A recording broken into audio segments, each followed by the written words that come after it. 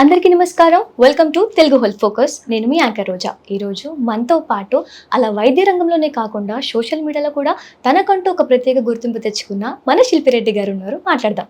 నమస్తే మ్యామ్. నమస్కారం ma'am, direct టాపిక్లోకి వెళ్ళే ముందు కొంచెం మీ గురించి తెలుసుకోవాలని ఉంది. చిన్న ఉన్నప్పుడు నాన్న నువ్వు ఏమవుతావు అంటే మనం సైంటిస్ట్ అవుతా, డాక్టర్ అవుతా, ఇంజనీర్ అవుతా అని ఎన్నోసార్లు చెప్పుకుంటాం పేరెంట్స్కి. అలా మీరు ఎలా మ్యామ్? అంటే డాక్టర్ అవ్వాలని చిన్నప్పుడే అనుకున్నారా? లేదు, నేనైతే డాక్టర్ అవ్వాలని ఎప్పుడూ అనుకోలేదు. మా మదర్ కి మా ఫాదర్ కి నేను డాక్టర్ అవ్వాలని ఉండింది. ఒకప్పుడు మేం చిన్నగా ఉన్నప్పుడు నువ్వేమవుతావు అని అడగడం కంటే నువ్వు ఇది అవ్వాలి అని చెప్పే బాధ్యతే వాళ్ళకి ఎక్కువ ఉండేది. నేను అలాగే పెరిగాను. అలాగే పెరిగారు. మ్యామ్, డాక్టర్లో గైనకాలజిస్ట్ అవ్వాలి అని అలా మీకు ఎలా అనిపించింది మ్యామ్?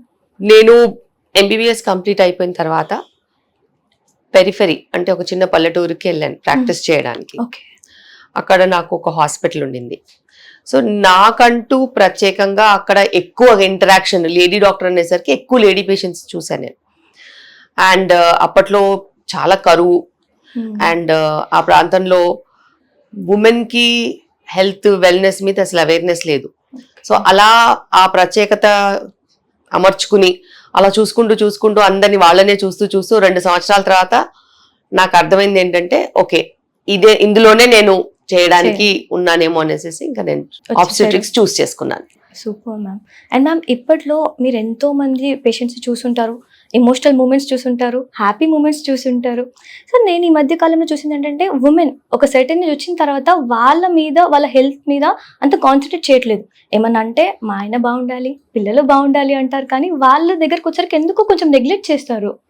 దీని మీద మీ అభిప్రాయం ఏంటి మ్యామ్? హెల్త్ అనేది ఒక చాలా పవర్ఫుల్ ఆస్పెక్ట్ ఆఫ్ లైఫ్. అయితే హెల్త్కి ఈరోజు నేను మంచిగా ఉండి రేపు నేను బాగోకపోతే డిసిప్లిన్ వైజ్గా మనకి అవుట్కమ్స్ మంచిగా ఉండవు. సో హెల్త్ అనేది దాని డెఫినిషన్లోనే 360 డిగ్రీ హోలిస్టిక్ కేర్ ఉండాలి, కన్సిస్టెన్సీ ఉండాలి. ఖచ్చితంగా ఎవ్రీ డే పాటించాల్సిన సూత్రాలు 100% ఉంటాయి. ఇలా కన్సిస్టెన్సీ మెయింటైన్ చెయ్యాలి ఆడవాళ్లలో, వాళ్ళు ఉన్న బరువు బాధ్యతల్లో అనేది నిజంగానే కొంచెం కష్టం.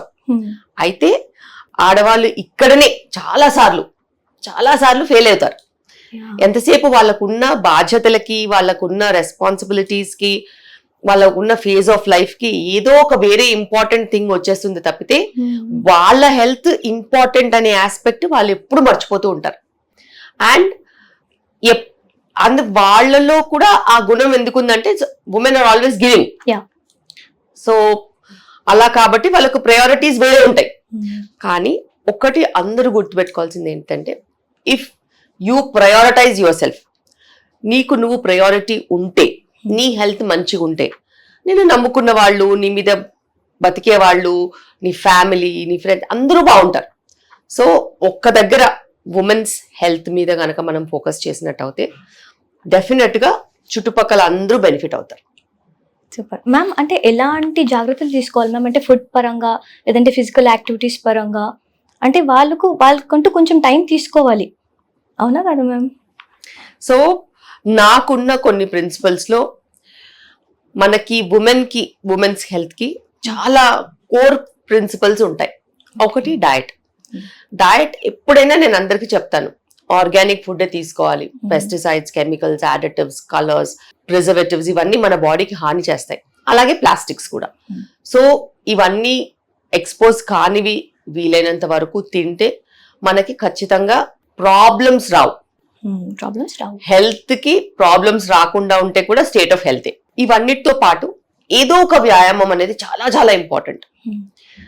దాన్ని పక్కన పెడితే మనము నిద్రలేమి సమస్యలతో చాలా మంది ఆడవాళ్ళు ఉంటారు. ఎందుకంటే వాళ్ళు ప్రయారిటైజ్ చేసి అన్ని పనులు చేసుకుని, అన్ని వర్క్స్ చేసుకుని, నెత్తి మీద పెట్టుకున్నది అంతా క్లియర్ చేసుకుని పడుకున్నరకు లేట్ అవుద్ది, మళ్ళీ మార్నింగే లేవాలి. సో ఇలాంటి బాధ్యతలతో వాళ్ళకి నిద్రలేమి సమస్య కూడా ఉంటుంది. నిద్రలో మన బాడీ రిపేర్ అవుతుంది. బాడీ రిపేర్ కనుక మనము ఫోకస్ చెయ్యకపోతే, బాడీ రిపేర్ సరిగ్గా లేకపోతే మనకి బాడీ ఫెటిగ్, అలసట, హార్మోన్ ఇంబ్యాలెన్సెస్, నిద్రలేమితో వచ్చే బీపీలు, షుగర్లు ఇలాంటి చాలా రకాల సమస్యలు రావచ్చు. అండ్ ఏజ్ పరంగా 10 ఏళ్ళ తర్వాత వచ్చేవి ఇప్పుడే రావచ్చు. సో ఇవన్నీ కూడా చాలా ఇంపార్టెంట్. వీటన్నిటితో పాటు కొన్ని వైటమిన్స్ కూడా ఉమెన్కి బేసిక్గా చాలా చాలా ఇంపార్టెంట్. వైటమిన్స్లో calcium important, iron important, B12 important, vitamin D important. ఇవన్నీ గమనించుకుని ఖచ్చితంగా వాళ్ళు వైటమిన్ సప్లిమెంటేషన్ తీసుకుంటే వాళ్ళకి ఎప్పటికైనా బెనిఫిట్. ఫస్ట్ అది మనం డైట్లో వెతుక్కోవాలి. డైట్లో వెతుక్కుంటే వాల్యూమ్స్ ఆఫ్ ఫుడ్ తింటే క్యాలరీ బర్నింగ్ ప్రాబ్లం అవుతుంది. అందుకే కొన్ని రకాలుగా సప్లిమెంట్స్గా తీసుకుంటే కూడా మంచిదని చెప్తూ ఉంటాం. ఇవన్నీ ఒక ఎత్తు అయితే దానికి తోడు స్ట్రెస్ ఉంటుంది. స్ట్రెస్ లెవెల్ని మనం కంట్రోల్ చేసుకోలేకపోతే ఈ నాలుగిటిని బ్యాలెన్స్ చేయలేం. అటు డైట్ సరిగా ఉండదు, నిద్ర సరిగా ఉండదు, వైటమిన్స్ చాలా దూరం విషయం, ఎటువంటి ఎక్సర్సైజ్ కూడా చేయలేము. సో స్ట్రెస్ అనేది ఖచ్చితంగా మేనేజ్ చేసుకోవాల్సింది. ఎలా మ్యామ్ ఇప్పుడు పర్సనల్ లైఫ్ని అటు ప్రొఫెషనల్ లైఫ్ రెండింటిని బ్యాలెన్స్ చేసి ప్రతి దాంట్లో స్ట్రెస్ అనే అనుకుంటున్నారు. ఈ వర్క్ బ్యాలెన్స్ అనేది ఎలా ఉండాలి మ్యామ్? ఎప్పుడైనా కానీ ఏదైనా చెడు అలవాట్లకి వెళ్ళాలంటే దారి చాలా ఈజీగా ఉంటుంది, కానీ టార్గెట్ అవుట్కమ్స్ చాలా బ్యాడ్గా ఉంటాయి. అలాగే మంచిగా ఏదైనా జరగాలి అని అంటే దానికి రూట్ కష్టంగానే ఉంటుంది, కన్సిస్టెంట్గా ఉంటుంది. దాని తర్వాత ఎవ్రీడే మనం పాటించాలి. రూట్ కష్టంగా ఉన్నప్పటికీ నీ అవుట్కమ్స్ బాగుంటాయి. So responsibility is yours. నువ్వు ఏం చేయాలనుకుంటున్నావో యూఆర్ రెస్పాన్సిబుల్. సో నీకు ఎటువంటి ప్రాబ్లమ్స్ రావద్దు, నీ హార్మోన్ ఇంబ్యాలెన్స్ రావద్దు, నువ్వు అటెంటివ్గా ఉండాలి, క్రియేటివ్గా వర్క్ చేసుకోవాలి, టార్గెట్స్ అచీవ్ చేయాలి. అలాగే నీ లైఫ్ బాగుండాలి, వర్క్ చేసే ప్లేస్లో కూడా ప్రెజెన్స్తో ఉండాలి. అలాగే నీ బరువు బాధ్యతలు కూడా కరెక్ట్గా తీసుకోవాలి. యాజ్ పేరెంట్స్ అయినా, యాజ్ సిబ్లింగ్స్ అయినా, యాజ్ డాటర్ ఇన్ లా అయినా, ఏదైనా కానీ బాధ్యతలు కరెక్ట్గా తీసుకోవాలంటే you have to choose your own path. So మన మీద మనకి తెలిసి ఉండాలి ఖచ్చితంగా. ఈ మిస్టేక్ నమ్మకం, అవగాహన, కన్సిస్టెన్సీ ఇవన్నీ చాలా చాలా ఇంపార్టెంట్. డాక్టర్, సో ఇలాంటివి కొంచెం మన వాళ్ళు ఆ స్టాండ్ తీసుకొని నా కోసం నేను టైం తీసుకుంటా అంటే కొంచెం ఉమెన్ హెల్త్ అనేది చాలా ఇంప్రూవ్ అవుతుంది. చాలా. ఓకే మ్యామ్, ఇప్పుడు చూస్తున్నారు కదా చాలా చిన్న ఏజ్లోనే పిల్లలు మెచ్యూర్ అయిపోవడం, మదర్స్ చాలా టెన్షన్ పడుతున్నారు. ఎందుకు ఇలా? ఒకప్పుడు అలా ఉండకపోయేది కదా, ఇప్పుడైతే మరీ 9 yearsకి 10 yearsకి ఆ ఇన్నోసెన్స్ కోల్పోతున్నారు పిల్లలు. ఎలా టేక్ కేర్ చేయాలి పిల్లల్ని అనేది చాలా టెన్షన్గా తీసుకుంటున్నారు. ఇది మనం తీసుకునే డయట్లో, మనం ఉండే ఎన్వైరన్మెంట్లో, మన జెనెటిక్స్లో ఒబేసిటీ ఏదైనా ఉందా అనే విషయంలో కూడా మనకి అన్ని పాయింట్స్ కలిపి వచ్చేది ఈ ప్రీమెచ్యూర్ మెనార్కీ అనేది. సో ప్రికాషియస్ ప్యూబర్టీ అంటాం. ఈ ప్రికాషియస్ ప్యూబర్టీలో మనం ఈ మధ్యకాలంలో 8 years 9 years కూడా మనకి పీరియడ్స్ అనేవి స్టార్ట్ అవుతున్నాయి. దానికి ప్రథమంగా మనం తీసుకున్నట్టు అయితే స్థూలకాయ సమస్యలు ఉండొచ్చు, ఒబేసిటీ ఉండొచ్చు, హై ఫ్యాట్ ఈస్ట్రోజన్ని ప్రొడ్యూస్ చేస్తుంది. మనం తీసుకునే డయట్లో హై హార్మోన్ ఇండ్యూస్డ్ ఫ్యాట్ వచ్చే డయట్ అయితే ఖచ్చితంగా అలా వచ్చే ఛాన్సెస్ ఉంటాయి. సో జంక్ ఫుడ్ అవాయిడ్ చేయాలి. జంక్ అనేది జంకే, దాని పేరు అలా ఉన్నా కూడా తెలపలపా తినేస్తారు. సో అది అవాయిడ్ చేయాలి. ఫిజికల్ యాక్టివిటీ చాలా ఇంపార్టెంట్. ఫిజికల్ యాక్టివిటీ లేకుండా కూడా పిల్లలు రోజు కూర్చుని స్కూల్లో కూర్చుని, ఇండ్లలో టీవీల దగ్గర కూర్చుని, ఎక్స్టెండెడ్ అవర్స్ చదువుకుంటూ నిద్ర కూడా లేకుండా ఉంటే ఆబ్వియస్లీ హార్మోన్ ఇంబ్యాలెన్సెస్ వస్తాయి. వీటన్నిటితో పాటు ఎక్స్టర్నల్ ఇన్ఫ్లుయెన్సెస్ అంటాం, maybe environmental influences, pollution factors, ఇలా ప్లాస్టిక్స్, ఎన్నో రకాల ఇన్ఫ్లుయెన్సెస్ వాళ్ళ మీద ఉంటున్నాయి. ఏదైతేనేమి ఇప్పుడున్న పరిస్థితిలో పిల్లల్లో home food culture, calories protein balance చేసే కల్చర్ని మనం డెవలప్ చేసుకోవాలి. ఇంట్లో పనులన్నీ అలవాటు చేయాలి. అదేవిధంగా ఖచ్చితంగా ఏదో ఒక స్పోర్ట్ కానీ ఫిజికల్ యాక్టివిటీ కానీ మనం పెద్దపీట వేయాలి. ఒక గంట అన్నా వాళ్ళు ఖచ్చితంగా వాళ్ళు ఒక ఫిజికల్ ఎక్సర్సైజ్ మీద పెట్టాలి. అలాగే వాళ్ళ నిద్ర అనేది చాలా ఇంపార్టెంట్. 8-9 o'clockకి shut down the day. At least by 9-9:30 they should sleep, or else వాళ్ళకి చాలా ప్రాబ్లమ్స్ వచ్చే ఛాన్సెస్ ఉంటాయి. వీటన్నిటితో పాటు ఎన్వైరన్మెంటల్ ఇన్ఫ్లుయెన్సెస్లో ఫ్యామిలీ, దాని తర్వాత టుగెదర్ ఉండడము, దాని తర్వాత వాళ్ళకి నిలబడ్డము, వాళ్ళకి ఆ కల్చర్ నేర్పించడము, ఇవన్నీ కూడా చాలా చాలా ఇంపార్టెంట్. అండ్ ఇవన్నీ మనము చేస్తూ ఉంటే మళ్ళీ మనకు విల్ గో బ్యాక్ 11, 12 Pattern లో. అవుతుంది, 12, 13 అవుతుంది, 13, 14 కూడా అవుతుంది.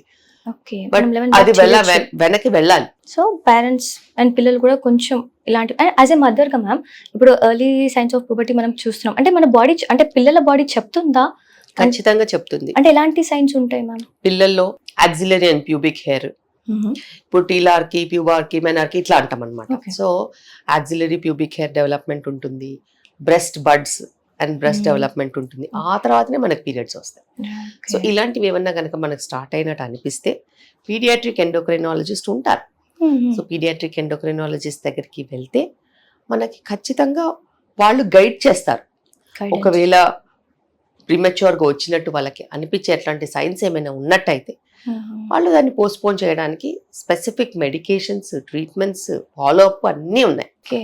సో పిల్లలు కూడా అలా ఏదైనా చేంజ్ వచ్చినప్పుడు మదర్ దగ్గరికి వెళ్ళి చెప్పే అంత ఆ బాండింగ్ ఉండాలి. బాండింగ్ ఉండాలి, మదర్స్ కళ్ళలో అబ్జర్వేషన్ కెపాసిటీ కూడా ఉండాలి. So and everything goes hand in hand. And మనము గమనించుకున్నప్పుడే మనకు కొన్ని విషయాలు బయటపడతాయి. మ్యామ్ మీకు ఒకటి ఇన్సిడెంట్ ఖచ్చితంగా షేర్ చేసుకోవాలని వచ్చాను మ్యామ్. ఏంటంటే మా ఫ్రెండ్ వాళ్ళదే, మాకు తెలిసిన వాళ్ళే, నా సర్కిల్లో జరిగిందే. సో లవ్ 6 years ఆఫ్ మంచి హ్యాపీ రిలేషన్షిప్, చాలా హ్యాపీగా ఉన్నారు. ఇంట్లో ఒప్పించుకొని పెళ్లి చేసుకుందాం అనుకున్నారు, అంత బాగుంది. సో వన్ ఫైన్ డే వాళ్ళ ఇంటికి వెళ్ళి ఇట్లా మేము లవ్ చేసుకుంటున్నాం, పెళ్లి చేసుకుందాం అనుకుంటాం. ఆల్ గుడ్, వాళ్ళు కూడా వీళ్ళు ఓకే చెప్పారు, వాళ్ళు ఓకే చెప్పారు. ఉండండి సడన్గా వాళ్ళ ఇంట్లో ఏమనిందంటే లేదమ్మా సరే బయటికి వెళ్దాం రేపు. సైడ్ ఓకే అత్తమ్మ, కాకపోతే నా దగ్గర నేను డాక్టర్ని కన్సల్ట్ అవ్వాలి, తన దగ్గరికి వెళ్ళినాక మీ దగ్గరకు వస్తా. ఏమైంది? సైడ్ నేను పీసీఓడి మెడికేషన్ తీసుకుంటున్నా.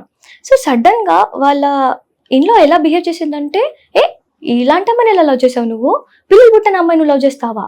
సో అక్కడ సిచ్యువేషన్ ఎలా మారిపోయిందంటే చాలా ఇమోషనల్ అయిపోయినాం అందరం. ఏంటి అంత సడన్గా అంత పెద్ద మాట అమ్మాయి తీసుకోవడం, ఎలా తీసుకుందో తెలియదు కానీ మాకైతే లిటరల్గా షాక్ అయిపోయినాం మేమందరం. ఎలా అన్నారు అని. నిజంగా పీసీఓడి ఉంటే కన్సీవ్ అవ్వడం చాలా కష్టం అయిపోతుందా డాక్? పీసీఓడి అనే ప్రాబ్లంలో egg formation, egg release, egg quality, regular periods, weight gain issues, excess hair, course hair, acne, ఇలాంటి ఎన్నో ప్రాబ్లమ్స్ ఉంటాయి. ప్రతి పీసీఓలో అన్నీ ఉండవు, ప్రతి పీసీఓలో ఇర్రెగ్యులర్ పీరియడ్స్ ఉండవు, ప్రతి పీసీఓలో అవాంఛిత రోమాల సమస్య ఉండదు. సో పీసీఓలు కూడా చాలా డిఫరెంట్ టైప్స్ ఆఫ్ పీసీఓ ఉంటుంది. అందులో సివియారిటీ కూడా డిఫరెంట్గా ఉంటుంది. అయితే పీసీఓలో ఒకటి మనం కామన్గా ఏం చూస్తామంటే egg formation, egg release, egg quality, ఇవి కొంచెము పైకి కిందికి ఉంటాయి. బట్ మనం ఇవి ఎట్లా ఉన్నప్పటికీను లైఫ్ స్టైల్ చేంజెస్తో, మంచి సపోర్టివ్ మెడికేషన్స్తో, ఎక్సర్సైజెస్తో, డయట్తో మనం పీసీఓని రెక్టిఫై చేసుకోవచ్చు. సో అది ప్రాబ్లం ఏదైతే ఏంటి ప్రాబ్లం. సో మనము ఎన్నోసార్లు ఉంటాము, మనము మంచిగా ఉన్నారని చెప్పి మ్యారేజ్ చేసుకుంటాము. నెక్స్ట్ మంత్ యాక్సిడెంట్ అయ్యి కాలిపోతే ఏం చేస్తారు?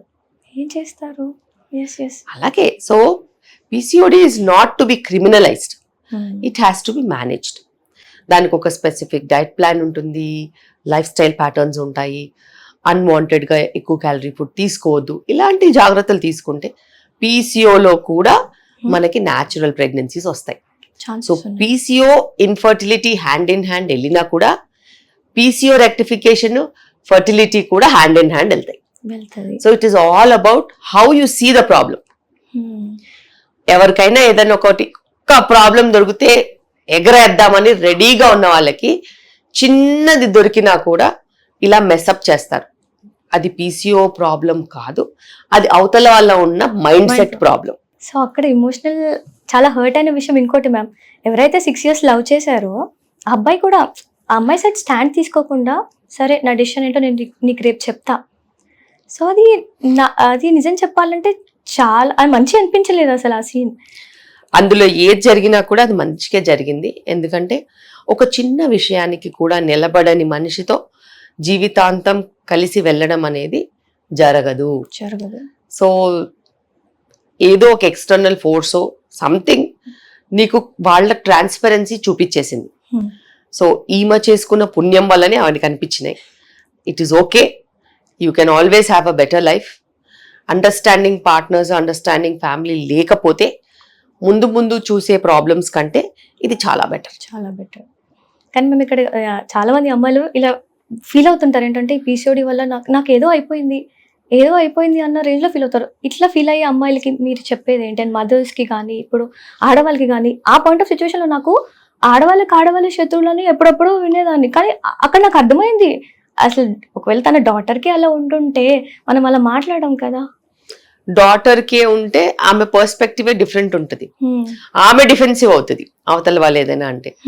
సో ఏదైనప్పటికీను పీసీఓడి పీసీఓఎస్ అనే సమస్యలు లైఫ్ స్టైల్కి సంబంధించినవి. అండ్ మన దినచర్యలు కనుక మనం కరెక్ట్గా మేనేజ్ చేసుకున్నట్టు అయితే, మన లైఫ్లో కొన్ని డిసిప్లినరీ పాయింట్స్ తీసుకున్నట్టయితే, కరెక్ట్ ట్రీట్మెంట్ ఫాలో చేస్తే అవి ఖచ్చితంగా కంట్రోల్ అవుతాయి. అండ్ తెలియని ప్రాబ్లమ్స్ కంటే తెలిసిన ప్రాబ్లమ్స్ని మనం ఖచ్చితంగా కంట్రోల్ చేసుకోవచ్చు. అండ్ పీసీఓకి డెఫినెట్గా అద్భుతమైన ట్రీట్మెంట్ ఆప్షన్స్ ఉన్నాయి, రెమీడియల్ మెజర్స్ ఉన్నాయి. సో అవన్నీ కూడా ఫాలో చేయొచ్చు. ఇట్లా చిన్న వాటికి స్ట్రెస్ లెవెల్స్, డిప్రెషన్ మోడ్ అంటూ వెళ్ళిపోతారు అమ్మాయిలు. సో వీళ్ళకి మీరు ఇచ్చే ద బెస్ట్ అడ్వైస్ ఏముంటుంది? బాడీ అన్న తర్వాత చాలా హార్మోనల్ ఫ్లక్చువేషన్స్ ఉంటాయి. పీరియడ్ వచ్చినప్పుడు వేరేలాగా ఉంటుంది మైండ్ సెట్, పీరియడ్ వచ్చిన 10 daysకి వేరేలాగా ఉంటుంది, 15 daysకి వేరేలాగా ఉంటుంది, మళ్ళీ పీరియడ్ వచ్చే ముందు వేరేలాగా ఉంటుంది.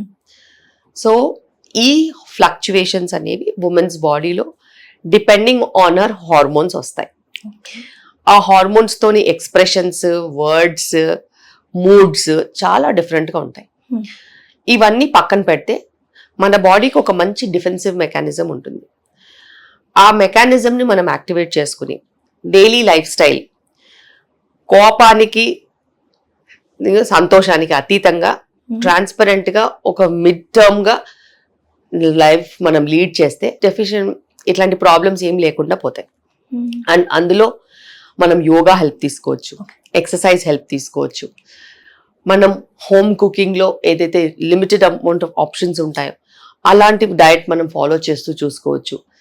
సో ఎన్ని ఎక్స్టర్నల్ ఫోర్సెస్ ఉన్నా కూడా నీ మైండ్ సెట్ నీ కంట్రోల్లో ఉండాలి. అలాంటప్పుడు పీసీఓతో ఉన్న వాళ్ళకి షుగర్ క్రేవింగ్స్ వస్తూనే ఉంటాయి, కానీ వాళ్ళకి స్ట్రాంగ్ యాటిట్యూడ్ ఉండాలి. I don't want, no means no అని ఉంటే డెఫినెట్ గా వాళ్ళు కూడా సెట్ అయిపోతారు. Super ma'am. అండ్ ఇప్పుడు మీరు పీరియడ్స్ గురించి మాట్లాడారు. సో కొంతమందికి 2 days అవుతుంది పీరియడ్స్, కొంతమందికి 1 week. సో చాలా మంది ఏంటంటే అమ్మాయిలు ఎవరైతే 1-2 days పీరియడ్స్ వచ్చి అయిపోతే అమ్మాయ 2 days అయిపోయింది, నో క్రాంప్స్, నో ఎగ్స్ అని చాలా హ్యాపీగా ఫీల్ అవుతారు.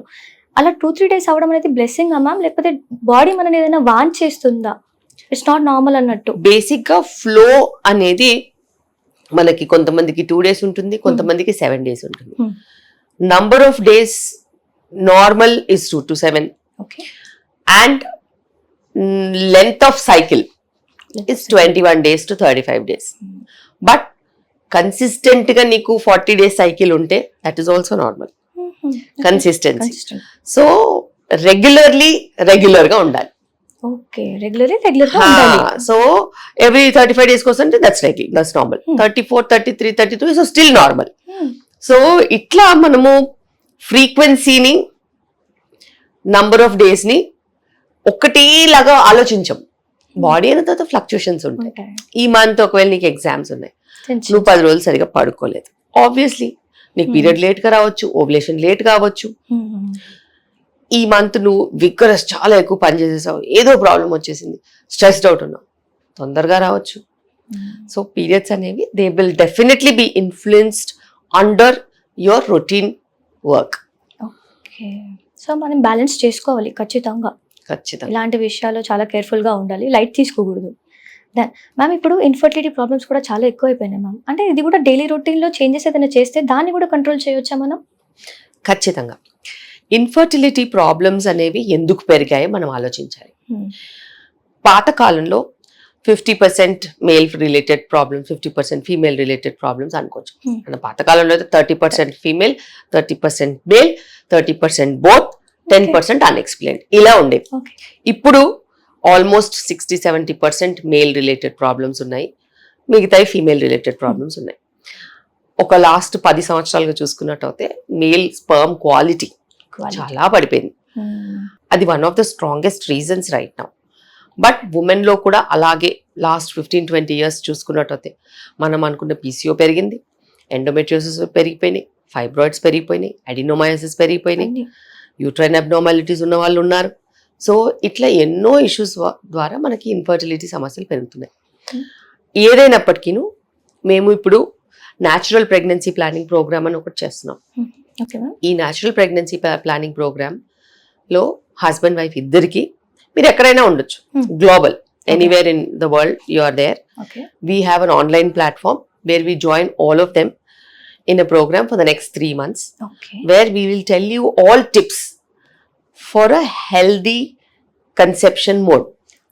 So ఏం తినాలి, ఎన్ని గంటలు పడుకోవాలి, ఏం ఎక్సర్సైజెస్ చేయాలి, మైండ్ సెట్ ఎలా ఉండాలి, స్ట్రెస్ మేనేజ్మెంట్ ఎలా ఉండాలి, మీ సైకలాజికల్ థాట్ ప్రాసెసెస్ ఎలా ఉండాలి, ఇలా ఒక సెట్ ఆఫ్ అన్ని we connect all the dots and make it a holistic program. ఇలా ఒక హోలిస్టిక్ ప్రోగ్రామ్ ని మేము లాస్ట్ కపుల్ ఆఫ్ ఇయర్స్ నుంచి చేస్తున్నాం. ఫస్ట్ ఇనిషియల్ గా 21 day ప్రోగ్రామ్ అని పెట్టాం. బట్ మాకేం అర్థమైందంటే 21 days లో ఎవరు మారరు, మార్పు అనేది రావట్లేదు. కానీ రిజల్ట్స్ కూడా బాగా వచ్చాయి.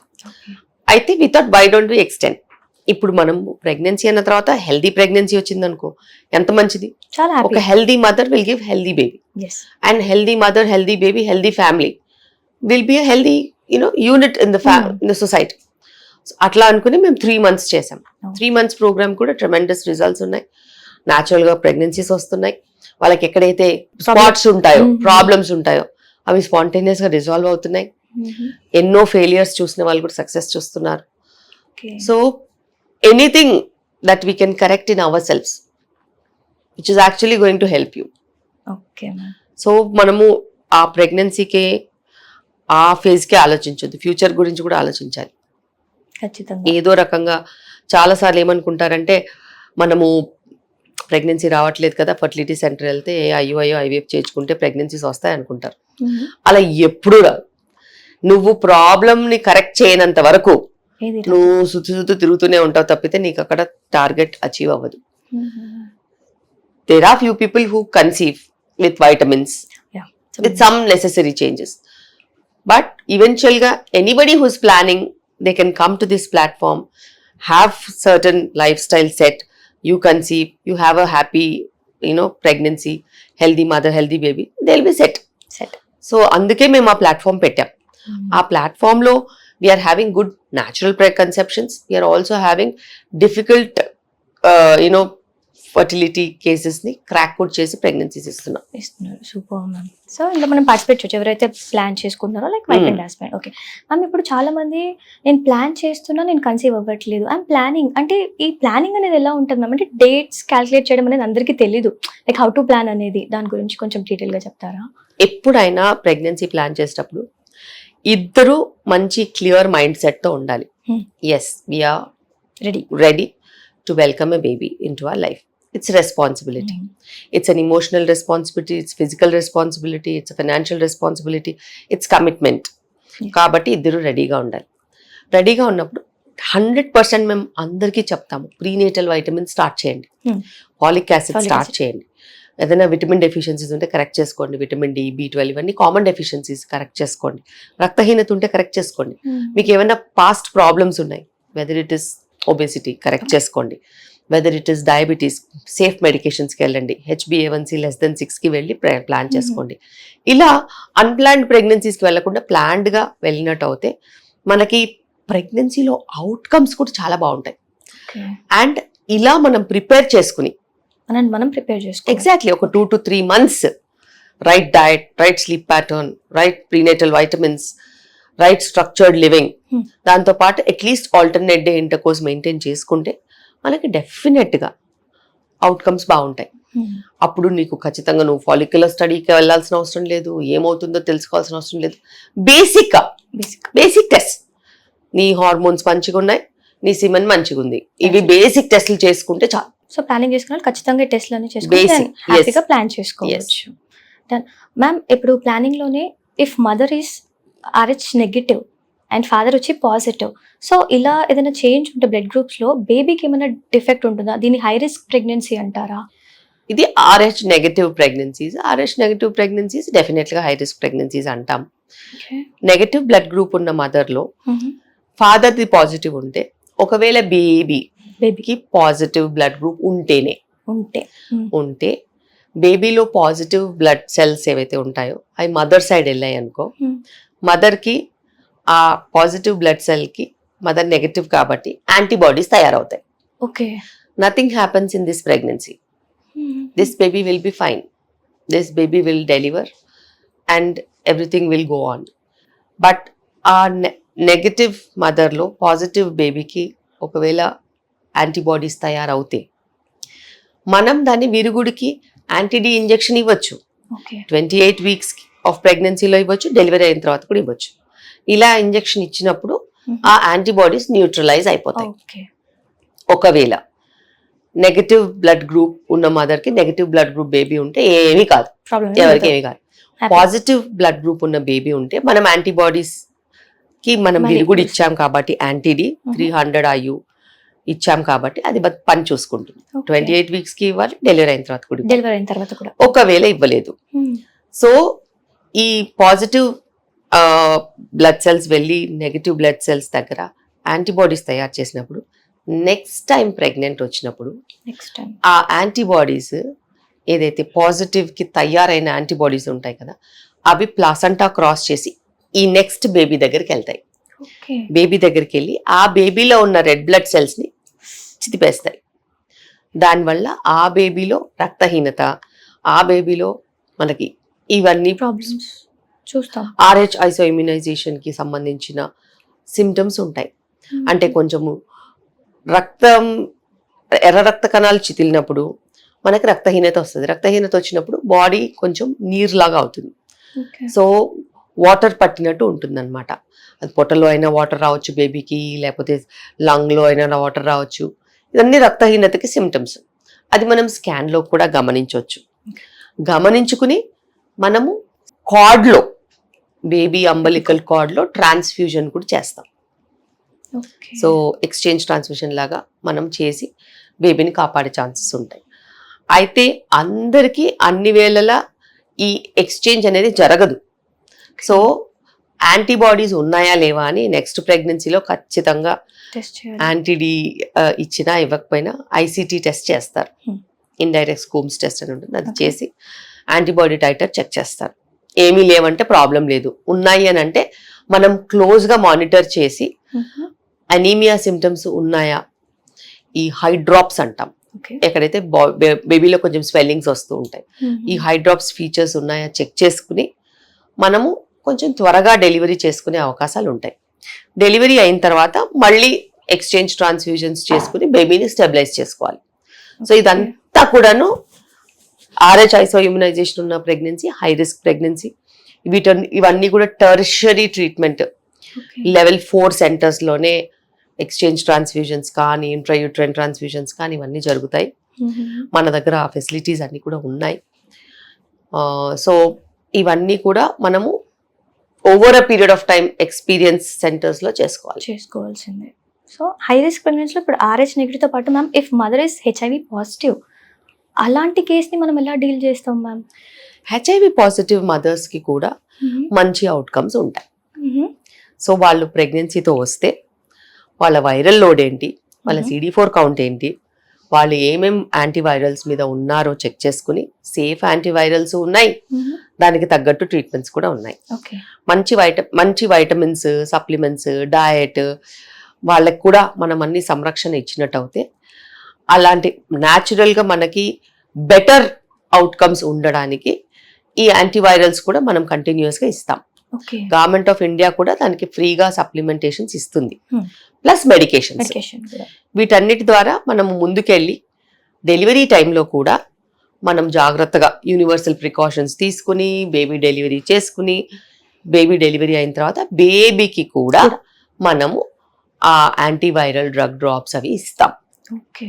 సర్టన్ మంత్స్ వరకు ఇస్తాం. ఆ తర్వాత మానిటరింగ్ చేస్తూ ఉంటాం. సో మనకి ఇప్పుడు ఉన్న ఫైనాన్షియల్ కండిషన్ని బట్టి, మనకు ఉన్న స్తోమతని బట్టి వాళ్ళకి 2 ఆప్షన్స్ కూడా ఉంటాయి. మీరు కావాలంటే బ్రెస్ట్ ఫీడ్ కూడా ఇవ్వచ్చు. Okay. If you are not financially sound and all that, నువ్వు బ్రెస్ట్ ఫీడింగ్ కూడా ఇవ్వచ్చు.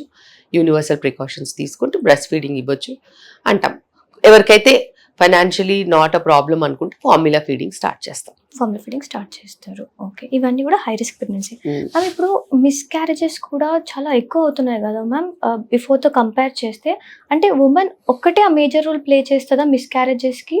లేదు ఫాదర్, అంటే ఒక హెల్దీ సెమెన్ ఉంటే కూడా హెల్దీ బేబీ ఉంటుంది అంటారు కదా. సో మిస్క్యారేజెస్కి మ్యాక్సిమం టు మ్యాక్సిమం అమ్మాయికి ఇలా అయింది అంటారు. సో దీని మీద మీ అభిప్రాయం ఏంటి మ్యామ్? నాకు ఒక స్ట్రాంగ్ అభిప్రాయం ఉంది మిస్క్యారేజెస్ మీద. ఓకే. సో హార్ట్ బీట్ వచ్చిన తర్వాత మిస్క్యారేజెస్ అయితే దానికి 3 స్ట్రాంగ్ రీజన్స్ ఉండే ఛాన్సెస్ ఉంటాయి. కొన్నిసార్లు హార్ట్ బీట్ కూడా రాకుండా కూడా మిస్క్యారేజెస్ అవుతాయి. అవి maybe egg quality, sperm quality మంచిగా లేకపోతే అవ్వచ్చు.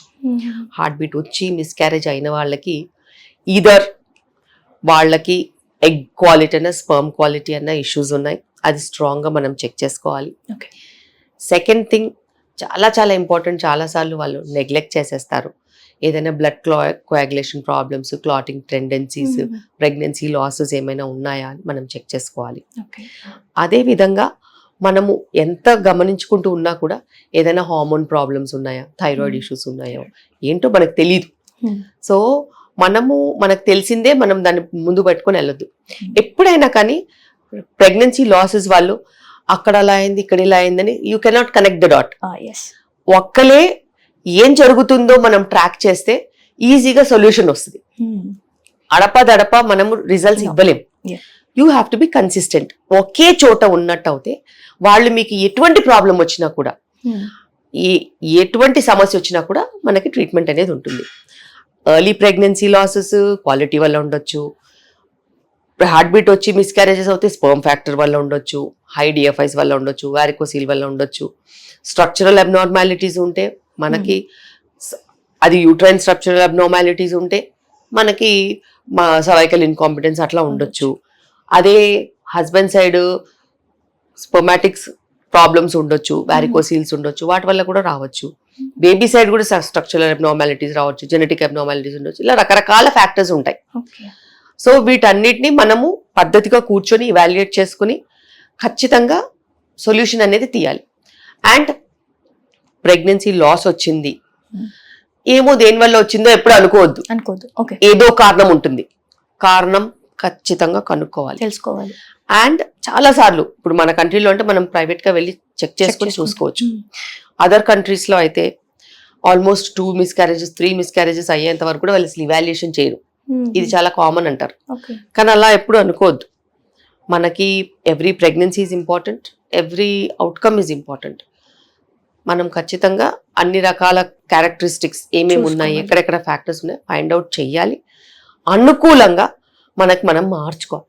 డెఫినెట్గా మనం అక్కడికి తీసుకొచ్చి అన్ని ఫ్యాక్టర్స్ని క్యూర్ చేసుకుని మనం నెక్స్ట్ ప్రెగ్నెన్సీకి వెళ్ళాలి. ఒక మిస్క్యారేజ్ అయింది, మళ్ళీ 6 నెలల తర్వాత ఇంకో ప్రెగ్నెన్సీతో వచ్చి డాక్టర్ దగ్గర కూర్చోవద్దు. నాకెందుకు మిస్క్యారేజ్ అయింది డాక్టర్, నేను ఫోలిక్ యాసిడ్ తీసుకోవాలా, ఏం తీసుకోవాలా, ప్రీనేటల్స్ తీసుకోవాలా, వెయిట్ లాస్ ఉంటే వెయిట్ గెయిన్ అయితే వెయిట్ లాస్ అవ్వాలి, షుగర్ కంట్రోల్ లేకపోతే షుగర్ కంట్రోల్ చేసుకోవాలి, హస్బెండ్ సైడ్ ప్రాబ్లమ్స్ ఉంటే ఆండ్రాలజిస్ట్ దగ్గర పంపించాలి. ఇవన్నీ సెట్ చేసుకోవాలి. సెట్ చేసుకోకుండా మిస్క్యారేజ్ అయిన వాళ్ళు మళ్ళీ నా దగ్గర వచ్చి కూర్చొని ఎందుకమ్మా మందులు వాళ్ళు మాకు ఎవరు చెప్పలేదంటారు. ఎన్ని వందల వేల రీల్స్ చేసినా, వందల వేల కామెంట్స్ చేసినా, ఏం చేసినా, ఎన్ని వీడియోస్ చేసినా irresponsible behavior cannot be forgiven at all. Yes ma'am. Phallic acid దాని బెనిఫిట్స్ ఎన్నిసార్లు మీరు చెప్పుకుంటారు. ఆ బేసిక్ మెడిసిన్ తీసుకోవడానికి కూడా ఇప్పుడు అవసరం లేదులే, గోళీలు వేసుకొని నేను ఇప్పుడు ప్రెగ్నెంట్ అవ్వాలా. మేమిద్దరం ప్లాన్ చేసుకోలేదు, కానీ మేము ప్రెగ్నెంట్, మేము ఫోలిక్ యాసిడ్ వేసుకోలేదు. It's two small align but too deep to understand అన్నట్టు మనకి ప్రాబ్లమ్స్ అనేవి వస్తుంది. So to the newly married ఎవరైతే ప్లాన్ చేసుకున్నారో ఖచ్చితంగా వాళ్ళు 3 months నుంచి ఫాలిక్ యాసిడ్ అనేది కంటిన్యూస్గా యూజ్ చేయాలి. మ్యామ్ అంటే రెగ్యులర్గా డైలీ ఒక డోస్ తీసుకోవాలి టాబ్లెట్. అండ్ మెయిల్ ఫ్యాక్టర్ కూడా ఇప్పుడు ఇష్యూస్ ఉన్నాయి కాబట్టి వాళ్ళు కూడా ఒకసారి ఆండ్రాలజిస్ట్ దగ్గర సిమెన్ అనాలిసిస్ చేయించుకొని ముందుకెళ్తే బెటర్. ఏ ల్యాబ్లో పడితే ఆ ల్యాబ్లో చేయించుకోకుండా ఆండ్రాలజీ ల్యాబ్లో కనుక అనాలిసిస్ రిపోర్ట్ చేయించుకుంటే మనకి కరెక్ట్ రిజల్ట్స్, దానికి తగ్గట్టు ట్రీట్మెంట్ ఉంటుంది. ఓకే మ్యామ్, ఈ మధ్య కూడా అంటే నార్మల్ ప్రెగ్నెంట్ అంటే నార్మల్ డెలివరీ కంటే సిజేరియన్స్ ఎక్కువ అవుతున్నాయని ఒక మిత్ లాగా క్రియేట్ చేసేస్తున్నారు. ఇప్పుడు మనం వెళ్ళినామంటే నార్మల్ అవ్వలే సిజేరియనే అన్నట్టు మాట్లాడుతున్నారు మ్యామ్. అంటే ఎందుకు అలా అన్ని సిజేరియన్స్ ఎందుకు అవుతున్నాయి? నార్మల్ డెలివరీ అనడం కంటేను vaginal delivery, assisted vaginal delivery, దాని తర్వాత vaginal delivery after caesarean, caesarean, ఇవి ఆప్షన్స్. అయితే సిజేరియన్లో కూడా ఎమర్జెన్సీ సిజేరియన్ వేరు, ఎలెక్టివ్ సిజేరియన్ వేరు. ఒక వెజైనల్ డెలివరీ అవ్వాలి అని అంటే మదర్కి fitness, strength, both mental and physical, support, both partner and family, అదే కాకుండా ఎటువంటి మెడికల్ కాంప్లికేషన్స్ ఉండొద్దు. ఇవన్నీ కూడా ఒక మంచి సెంటర్లో బుక్ అవుతే అన్నీ ఉంటాయి. కానీ ఇమోషనల్ స్ట్రెంగ్త్, ఫ్యామిలీ సపోర్ట్ ఇవన్నీ చాలా తక్కువ అయిపోయాయి. అందరికీ ఏంటంటే ఒక మంచి రోజు, ఒక మంచి ఫ్యాన్సీ టైంలో అలా డెలివరీస్ కావాలి. వాళ్ళకి ఎవ్వరికి ఈమెకు పెయిన్ లేకుండా డెలివరీ అయిపోవాలి. సో ఇట్లాంటి ఎన్నో కన్స్ట్రెంట్స్ మ్యానిపులేట్ చేయంగా వెజైనల్ డెలివరీస్ తగ్గుతున్నాయి, ఆపరేటివ్ డెలివరీస్ పెరుగుతున్నాయి. అదే స్టైల్లో వెజైనల్ డెలివరీ కావాలనుకునే వాళ్ళు కూడా ఉంటున్నారు. వాళ్ళు వచ్చి వాళ్ళ ఫిట్నెస్ కానీ, వాళ్ళ స్ట్రెంగ్త్స్ కానీ, వాళ్ళు వర్కప్ చేసుకుని, ఫ్యామిలీ సపోర్ట్ కానీ అన్ని చేసుకుని ముందుకెళ్తున్నారు. ఏది కావాలనుకునే వాళ్ళు కూడా అది వాళ్ళకంటూ వాళ్ళ హక్కు, అది రైట్. యాజ్ ఉమెన్ నేను ఒకటే చెప్తాను, any delivery that you want, it is your decision. నీ డెసిషన్, నీ వరకు నీ డెసిషనే కరెక్ట్, అంతే. వేరే ఎవరు చెప్పాల్సిన అవసరం లేదు. నా దగ్గరికి ఎవరైనా వచ్చి నాకు సిజేరియన్ చేయండి డాక్టర్ అని అంటే నేను చేస్తాను, బికాస్ అందులో కూడా నాకు ఎక్స్పర్టీస్ ఉంది. 100% ఒక నార్మల్ డెలివరీ ఎంత కాన్ఫిడెంట్గా, ఒక వెజైనల్ డెలివరీ ఎంత కాన్ఫిడెంట్గా నేను చేయగలుగుతాను, ఒక వీబ్యాక్ ఎంత కాన్ఫిడెంట్గా నేను చేయగలుగుతాను, ఒక బ్రీచ్ డెలివరీ ఎంత కాన్ఫిడెంట్గా నేను చేయగలుగుతాను, అంతకంటే 10 times కాన్ఫిడెంట్ నేను సర్జికల్గా నేను సిజేరియన్ చేయగలుగుతాను. అందులో ఏ కాంప్లికేషన్స్ వచ్చినా తట్టుకోగలుగుతాను, నిలబడగలుగుతాను, ఆప్షన్స్ ఇవ్వగలుగుతాను. రిపీటెడ్ సర్జరీస్ అయినా కూడా నువ్వు ఏమీ రిస్క్ లేకుండా ఇమ్మీడియట్ గా మంచిగా అయ్యేటట్టు కూడా చేయగలుగుతాం. ఇది అంతా ఎప్పుడు పాసిబుల్? నీ పక్కన ఉన్న పేషెంట్ కి ఒక ఒపీనియన్ ఉంటే నీకు ఇవన్నీ పాసిబుల్. నీ పక్కన ఉన్న పేషెంట్ ఒపీనియనే వేరేదైతే మనం ఏం చేస్తాం చెప్పు? సో మనకేం కావాలో మనం పక్కా డిసైడ్ చేసుకుంటే అది మనం సాధించి తీరుతాం. So every pregnant women you take decision what you want. అందరూ చదువుకున్న వాళ్ళే కదా ఇప్పుడు, ఎవరు చదువు లేకుండా ఉంటున్నారు? చదువు లేని వాళ్ళకైతే వాళ్ళకి మనం గైడ్ చేయాలి, అమ్మా ఇది రిస్క్, ఇది రిస్క్ లేదు, కాస్త చూసుకోవాలి. చదువున్న వాళ్ళకి ఒక డాక్టర్ చెప్పాల్సిన అవసరం లేదు. వాళ్ళకి తెలుసు వాళ్ళ సిచ్యువేషన్ ఏంటి, వాళ్ళ స్ట్రెంగ్త్ ఏంటి, వాళ్ళ ఆప్షన్స్ ఏంటి, వాళ్ళ కెపాసిటీస్ ఏంటి, అన్నీ తెలుసు. సో వాళ్ళు ఏది డిసైడ్ చేసుకుంటే వాళ్ళది మేము ఎగ్జిక్యూట్ చేస్తాం. ఆ రోజులు పోయినాయి. సో ప్రీవియస్లీ మనం ఏది చెప్పినా కూడా కాదమ్మా ఇలాగే నార్మల్ వెజైనల్ డెలివరీ అని చెప్పిన రోజులు ఉన్నాయి. కానీ ఇప్పుడు అలా ఎవరిని ఫోర్స్ చేయడానికి లేదు. బికాస్ అటు ఆపరేటివ్ డెలివరీలో ప్రాబ్లమ్స్ ఉంటున్నాయి, అటు వెజైనల్ డెలివరీలో కూడా ప్రాబ్లమ్స్ ఉంటున్నాయి. లిటిగెంట్ కెపాసిటీ వచ్చేసింది పాపులేషన్ కి, రిస్క్ తీసుకోవట్లేదు. రిస్క్ ఉంటదమ్మా డెలివరీలు అన్నాక మాకు ఏ రిస్క్ లేకుండా కావాలంట. ఒక డెలివరీ అయిన తర్వాత యూట్రస్ కాంట్రాక్ట్ అవ్వాలి, ష్రింక్ అవ్వాలి, బ్లీడింగ్ ఆగాలి. దాని తర్వాత మనం ఎక్కడైనా సూచర్స్ అనేది వేసేది. యూట్రస్ ష్రింక్ కాకపోతే ఏం చేస్తాం? అందరికీ స్థూలకాయ సమస్యలు, పెద్ద బేబీస్. మరి అవి యూట్రస్ ష్రింక్ అవ్వకుండా బ్లీడ్ అయితే ఎవరు రెస్పాన్సిబుల్? డాక్టర్ రెస్పాన్సిబిలిటీ కాదు అది. ఎంత మెడిసిన్స్ ఇచ్చినా కూడా నువ్వు over distended uterus with high water level big బేబీతో వస్తే ఆబ్వియస్లీ ఇట్స్ రిస్కీ. దానికి ఆపరేషన్ చేసినా రిస్కీ, నార్మల్ చేసినా రిస్కీ. సో రిస్క్ అనేది it is not in your choices. Risk అనేది ఆల్రెడీ ఎగ్జిస్టింగ్ కండిషన్ లో ఉంటుంది. అండ్ డెలివరీ అనేదే ఒక state of some risk or the other, both for the mother and the child. మనము మన వైజాగ్ లో కూడా ఒక doctor second delivery. Okay. Delivery టైంలోనే ఆమ్నియోటిక్ ఫ్లూయిడ్ ఎంబాలిజం వచ్చి తల్లి బిడ్డ ఇద్దరు చనిపోయారు. ఓకే. ఏమనాలి? It's a known complication of any delivery, whether it is section or whether it is normal. Amniotic fluid అనేది ప్రెగ్నెన్సీలో ఉండే తీరుతుంది. అది ఎంబాలిజం అయ్యి లంగ్ లోకి వెళ్ళి పల్మనరీ ఎంబాలిజం అయితే ఎవరేం చేస్తారు? సో చాలా సార్లు చాలా కూల్ గా అనుకుంటారు, సెక్షన్ చేయించేసుకుంటే అసలు మాకు ఏ గోళ ఉండదు. అలా ఎప్పుడూ అనుకోవద్దు. సిజేరియన్ సెక్షన్స్ కి ఉన్న సైడ్ ఎఫెక్ట్స్, ఉన్న లాంగ్ టర్మ్ ప్రాబ్లమ్స్ లో మనం చూసుకున్నట్టయితే వెజైనల్ డెలివరీ చాలా మేలు. కానీ ఎప్పుడు ఎవరికైనా ఈ రోజు కనిపిస్తుంది కానీ రేపు ఎల్లుండి తర్వాత ఏదైనా అవుతుందంటే ఏం కనిపిస్తుంది. సో ఈ రోజు లేబర్ లో ఏదైనా పెయిన్స్ ఉంటాయని అంటే దాని గురించి ఆలోచిస్తారు తప్పితే సిజేరియన్ అయిపోయిన తర్వాత వారం రోజులు పెయిన్ ఉన్నాను నేను భరిస్తారు, అంతేగా ఏం చేస్తారు? సో మంచి చెడు it's a part of coin, head and tiles.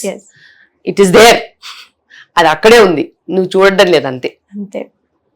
And deliveries లో ఎప్పుడైనా ఏ ప్రాబ్లమ్స్ అయినా రావచ్చు. అండ్ ఇవన్నీ చూసే మేము ఫలానా ఇది ఫలానా అది అని కాకుండా మీరు ఏది కావాలంటే నచ్చేది. మ్యామ్ హెల్దీ బేబీ గురించి మనం మాట్లాడుకుందాం. ఇప్పుడు మామూలుగా హెల్దీ బేబీ వెయిట్ అనేది ఎక్కడి నుంచి ఎక్కడి వరకు ఉండొచ్చు మ్యామ్? ఇండియన్ బేబీస్ నాకు నేను 25 ఏళ్ళ నుంచి ప్రాక్టీస్ చేస్తున్నాను కాబట్టి 2.5 to 3 kg ఉండేవాళ్ళు. సో మోస్ట్లీ యూనో ఆ 2.7, 2.6, 2.8 kg బేబీస్ మేము ఎక్కువ చూసాం. ఇదైతే మీరు happy.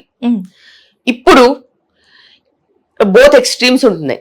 Less than 2 kg baby ఉంటున్నాయి, smaller baby risk, BPs, multiple pregnancies ఇవన్నీ ఉండి అలా అవుతున్నాయి. కొన్నేమో అన్ని 3.5, 4 kg అట్లా అవుతున్నాయి. సో ఒకప్పుడు ఇంతే ఉండేది 2.5 to 3 kg బేబీస్ అంటే చాలా మటుకు అవే ఉండేది ఒక వన్ సెగ్మెంట్ ఆఫ్ పాపులేషన్ లో, అందరిలో కాకపోయినా వన్ సెగ్మెంట్ ఆఫ్ పాపులేషన్ లో ఇలాగే ఉండేది. కానీ ఇప్పుడు either small babies or either big babies కూడా నంబర్స్ వచ్చేసాయి. ఒక 15-20% ఇది, 15-20% ఇది వచ్చేసింది, which is a very big number compare to past. ఇప్పుడు 4 kg బేబీ అన్నారు కదా, ఇప్పుడు 4 kg హెల్దీ బేబీ అంటున్నారు. ఒకవేళ బేబీ అట్లా 4 kgs పుడితే తనకి ఏదైనా ప్రాబ్లం ఉంటుందా బేబీకి? బేబీకి అప్పటిదప్పుడు కొన్ని ప్రాబ్లమ్స్ ఉంటాయి న్యూ బోర్న్ పీరియడ్ లో. దాని తర్వాత ఫ్యూచర్ లో కొన్ని ప్రాబ్లమ్స్ ఉంటాయి. బిగ్ బేబీస్ అందరికి న్యూ బోర్న్ గా ఉన్నప్పుడు లో షుగర్ అవ్వడం, లో కాల్షియం అవ్వడం, దాని తర్వాత పొటాషియం లెవెల్స్ అవి కొంచెం, ఎలక్ట్రోలైట్స్, బైకార్బ్స్ కొంచెం తగ్గడం, ఇలాంటివి కొన్ని ఉంటాయి. జాండిస్ కొంచెం ఎక్కువ ఉండడం, ఫీడింగ్ డిఫికల్టీస్ ఉండడం, ఎందుకంటే they demand more, mother can't produce immediately so much, ఇవి. అండ్ అడిషనల్ ఫీడ్, ఇవన్నీ కూడా అప్పటిదప్పుడు.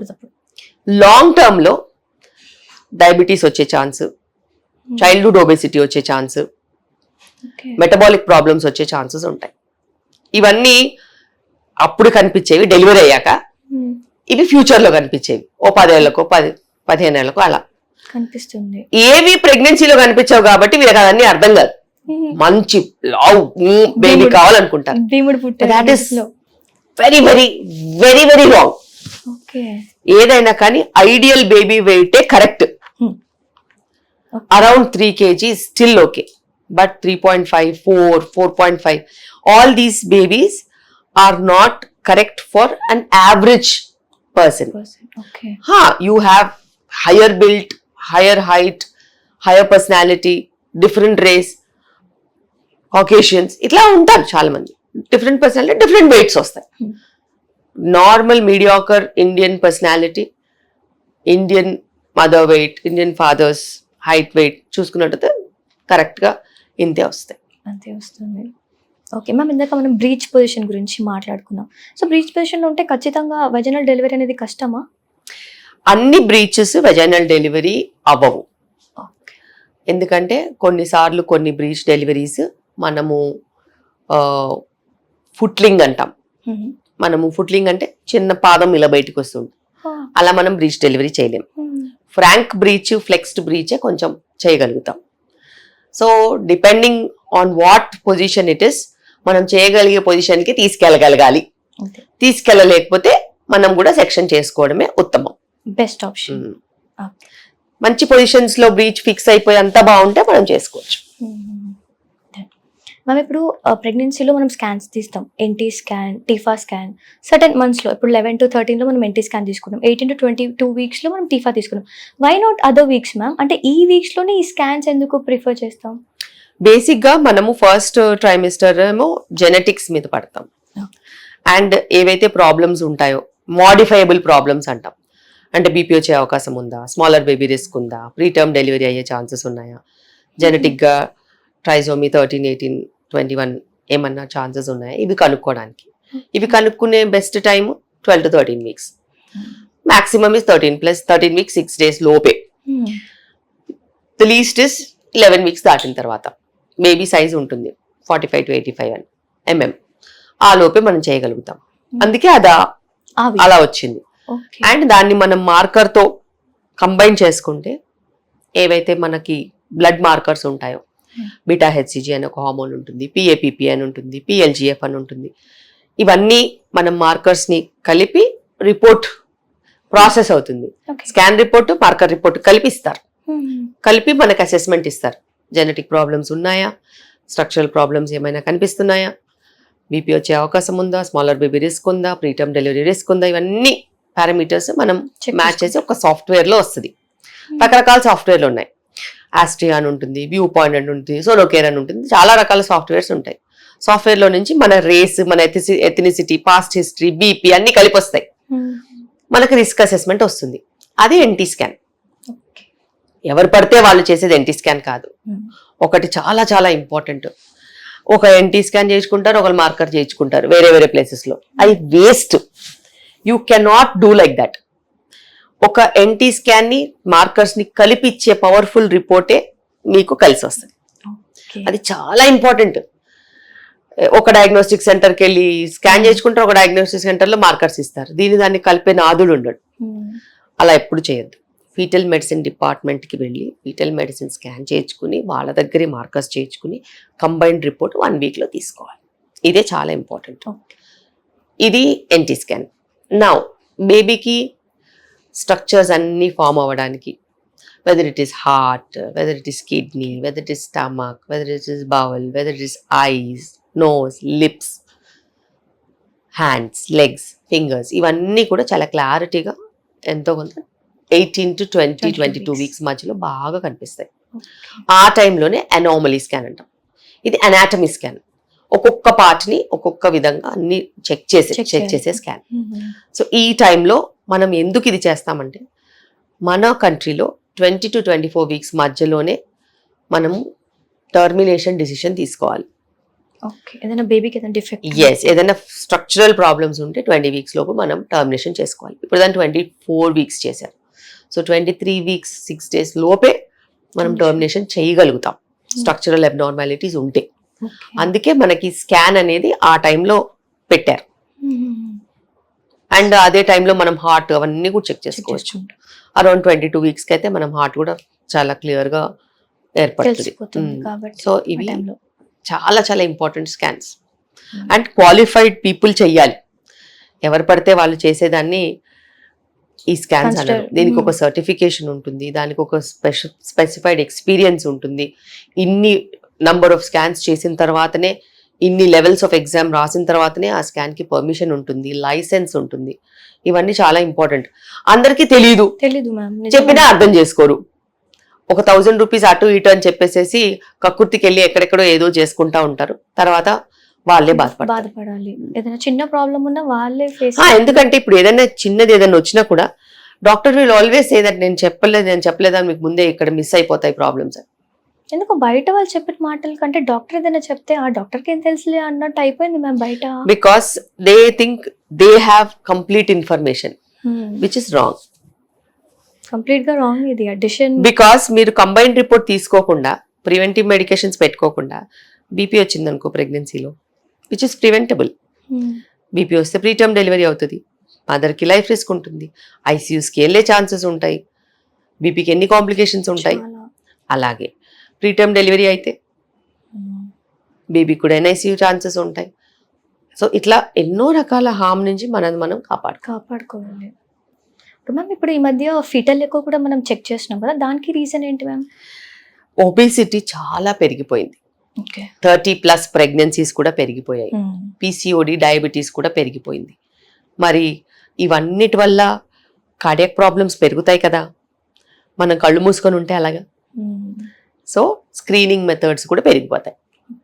ఒకప్పుడు 10 mothers లో ఒకరికే మనము ఎక్కువ స్క్రీన్ చేసాం, కానీ ఇప్పుడు అలా కాదు, ప్రతి ఒక్కరికి చేయాల్సిన పరిస్థితి వచ్చింది. ఎందుకు? చాలా మట్టుకు 30+ ఉంటున్నారు, చాలా మట్టుకు 80 kgs అబవ్ ఉంటున్నారు, చాలా మట్టుకు PCOD ఉంటున్నారు, మిగిలిన వాళ్ళు డయాబెటిక్ ఉంటున్నారు. సో ఒక వెరీ మీడియాకర్ లో రిస్క్ ఏజ్ మదర్ 23-24 years ఉన్నా కూడా వాళ్ళకి PCO, HbA1c 6, 7 ఉంటున్నాయి. ఏం చేయాలి? ఎవరెవరినని వెతకాలి, ఎంత అంత అని వెతకాలి. సో అలా అని కొన్నిసార్లు తప్పదు, అంత ఇన్సిడెంట్స్ పెరిగినప్పుడు. And people don't have the tolerance to accept a child with disability, whether it is cardiac or anyways. They have their own targets that they don't want a unhealthy child. అలాంటప్పుడు screening protocols కొంచెం స్ట్రాంగ్గా చేయాల్సిన అవసరం పడుతుంది ఇప్పుడు. Ma'am, periods లో pickle and curd తినొద్దు అంటారు, ఎందుకు? Is that a myth?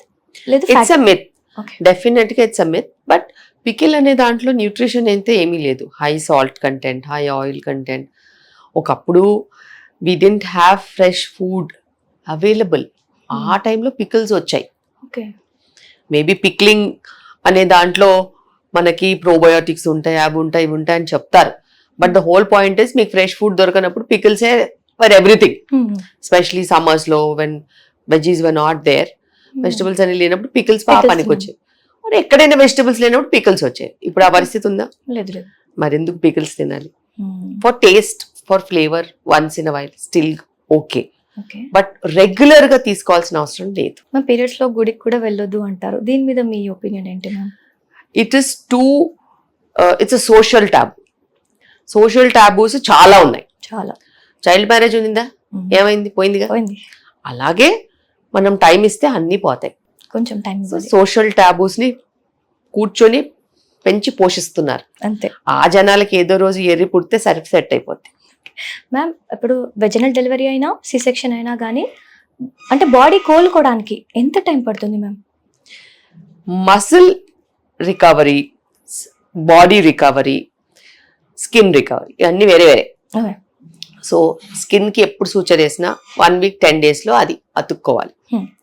Infection లేకపోతే, డయట్ మంచిగా తీసుకుంటే, ప్రోటీన్ డయట్ తీసుకుంటే, హైజీన్ మంచిగా మెయింటైన్ చేస్తే 1 week లో సూచర్స్ అతుక్కుంటాయి ఫ్లాట్.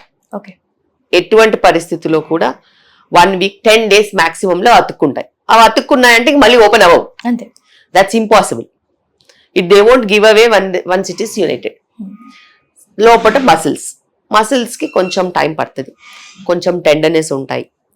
అండ్ కొంచెం డీపర్ లేయర్స్ ఏదైనా ఉంటే అరౌండ్ 6 to 12 weeks లో హీల్ అయిపోతాయి. ఇది మట్టుకు మనం ఇవ్వాల్సిందే. అండ్ ఫర్దర్ రికవరీ ఉంటుంది. ఇప్పుడు యూట్రస్ కి లోపల సూచర్స్ ఉంటాయి, అవన్నీ కూడా అట్లీస్ట్ ఇయర్ పడుతుంది అవి మంచిగా సెటిల్ అవ్వడానికి, హార్డ్గా అవ్వడానికి. సో ఇవన్నీ కూడా డిఫరెంట్ టైమ్ లైన్స్ లో హీల్ అవుతూ ఉంటాయి. కొంచెం టైం పడుతుంది బట్ హీల్ అవుతుంది. సో మదర్ టైం తీసుకోవాలి హీల్ అవ్వడానికి, కరెక్ట్ డైట్ తీసుకోవాలి, ఎక్సర్సైజ్ చేయాలి. అండ్ మ్యామ్, ఇప్పుడు హెల్దీ బేబీ రావాలి, బాగా తిను అని ఫుడ్ మీద కాన్సన్ట్రేషన్ ఎక్కువ ఇచ్చేస్తారు మదర్కి when she's pregnant. So healthy అంటే ఎక్కువ తింటే మంచి బేబీ వస్తుందన్నా మ్యామ్? మనకు హెల్దీ బేబీ రావాలా, వెయిట్ ఉన్న బేబీ రావాలా? ఎక్కువ తింటే రోగిష్టి బేబీ వస్తుంది, రోగిష్టి మదర్ అవుతుంది. అది అసలు అర్థం అవ్వట్లేదు. సో బేసిక్ గా పని తక్కువ, ఫుడ్ ఎక్కువ అయిపోతే అది చాలా ప్రమాదకరం. అందుకే ఇప్పుడు ప్రెగ్నెన్సీలో స్థూలకాయ సమస్యలు, మధుమేహం మహమ్మారిలాగా వెంటపడింది. సో ప్రేమ ఈజ్ ఈక్వల్ టు ఫుడ్ అని తీసి పడేస్తే అన్ని సెట్ అవుతాయి. ప్రేమే, ఫుడ్డే. ఎక్కడైనా కానీ ఫుడ్ని ఎక్స్ప్లాయిట్ చేయొద్దు. Over consumption causes lot of problems. Substance abuse అంటాం, ఆల్కహాల్, స్మోకింగ్, సబ్స్టెన్స్ అబ్యూస్ చెప్తాం కదా, అందులో ఫుడ్ కూడా ఒకటి అయిపోయింది ఇప్పుడు. ఎందుకంటే ఫుడ్ని కూడా అలా అబ్యూజివ్గా చేస్తున్నారు. ఒక సెట్ ఆఫ్ జనరేషన్కి తినడానికి అప్పుడు ఫుడ్ లేదు, వెరైటీస్ లేవని చెప్పి ఇప్పుడున్న జనరేషన్స్ని బాగా కూర్చోబెట్టి మేపితే ప్రాబ్లమ్సే వస్తాయి. ప్రాబ్లమ్స్తో పాటు లైఫ్లో పోని రోగాలు కూడా వస్తాయి. అవి ఈ పేరెంట్స్కి అర్థం కావాలి. Stop pampering children with food. Once in a while is still fine, but pregnancy 9 months టైంలో this is a huge time that they are investing in getting them food and food, which is not correct. And అనుకున్న దానికంటే ఎక్కువ food తీసుకున్నా, అవసరం లేకుండా calories consume చేసినా అది ప్రమాదకరం. 100% చాలా ప్రాబ్లమ్స్కి దారితీస్తుంది. అండ్ చాలా ఇంబ్యాలెన్స్ ఉంది. ప్రోటీన్ ఇచ్చేసావరు, కార్బోహైడ్రేట్స్ వద్దన్నా కుక్కుతారు. సో ఇవి కరెక్ట్ కాదు. బ్యాలెన్స్గా తెలియట్లేదు. ఓకే మ్యామ్, ఇప్పుడు ప్రెగ్నెన్సీలో మినిమం ఇంత వెయిట్ గెయిన్ అవ్వచ్చు అని ఉంటుంది కదా, సో ఎంత కేజీస్ మనం వెయిట్ గెయిన్ అవ్వచ్చు ప్రెగ్నెన్సీ టైంలో? ఒకప్పుడు ప్రెగ్నెన్సీలో వెయిట్ గెయిన్ అనే కాన్సెప్ట్ ఉండింది. ఎందుకంటే డెలివరీ అయిన తర్వాత లాక్టేషన్కి సరిపడా క్యాలరీస్ బాడీలో దాచుకుని ఫ్యాట్ రూపాన మదర్స్ ముందుకెళ్ళేవాళ్ళు. ఎందుకంటే ఇంత ఫ్యాట్ అన్న మినిమం మనకి పోస్ట్ డెలివరీ రికవరీ హీలింగ్ కి పడుతుంది కాబట్టి వాళ్ళకి అనుగుణంగా కొంచెం వెయిట్ గెయిన్ అనేది చాలా ప్రోత్సహించేవాళ్ళు. అది వచ్చేది కాదు కానీ ప్రోత్సహించేవాళ్ళు, ఎందుకంటే వాళ్ళకి అంత టైం పట్టేది కూడా. కానీ ఇప్పుడు అలా కాదు. ఇప్పుడు చాలా చాలా ఇంపార్టెంట్, మనము జ్ఞాపకం పెట్టుకుని చాలా ఇంపార్టెంట్గా ముందుకు వెళ్ళాలి. అనుకున్న దానికంటే వెయిట్ గెయిన్ వద్దు. 40 kgs ఉన్నదా మదర్ 10 kgs అవ్వచ్చు, 50 kgs ఉందా 8 kgs వరకు అవ్వచ్చు, 60 above ఉందా 8 below, 70 above ఉందా less than 6 kgs, 80 above ఉందా less than 4 kgs, 90, 100 ఉంటే అసలు వెయిట్ గెయిన్ కాన్సెప్టే లేదు, లాస్ కాన్సెప్టే ఉంది. Ma'am rapid fire. సో ఈ మధ్య కాలంలో the biggest mistake women health లో ఏం చూస్తున్నారు? Negligence. Okay, every women 25 years తర్వాత కంపల్సరీ చేయాల్సిన టెస్ట్లు ఏంటి? బేసిక్ టెస్ట్లు, haemoglobin, thyroid, sexually active pap smears, breast examination mandatory, ఇవి. ఓకే, సో టీనేజ్ గర్ల్స్కి మీరు ఇవ్వాలి అనుకుంటున్న అడ్వైస్ ఎలాంటి? ఇప్పుడు బ్రేకప్స్, ప్యాచప్స్ అనుకుంటూ మల్టిపుల్ సెక్స్ పార్ట్నర్స్ ఎక్కువ అయిపోయారు, సో దీని గురించి మీరు చెప్పాలనుకుంటున్నారు? Mental health is important. Save yourself from troubles. Unwanted relationships అవసరం లేదు. Health is everything. Eat responsibly, stay physically active, stay away from gadgets. Ma'am, working women కి అటు ప్రొఫెషనల్ లైఫ్ ని పర్సనల్ లైఫ్ ని మెయింటైన్ చేసే వాళ్ళకి, balance చేసే వాళ్ళకి మీరు ఇచ్చే సలహా ఏంటి? Always take care of your health. Prioritise your physical health and mental health. Ma'am, one advice for the new moms, so post partum depression అని చాలా ఫేస్ చేస్తున్నారు, వాళ్ళకి మీరు ఇచ్చే దట్ సపోర్ట్? Take help.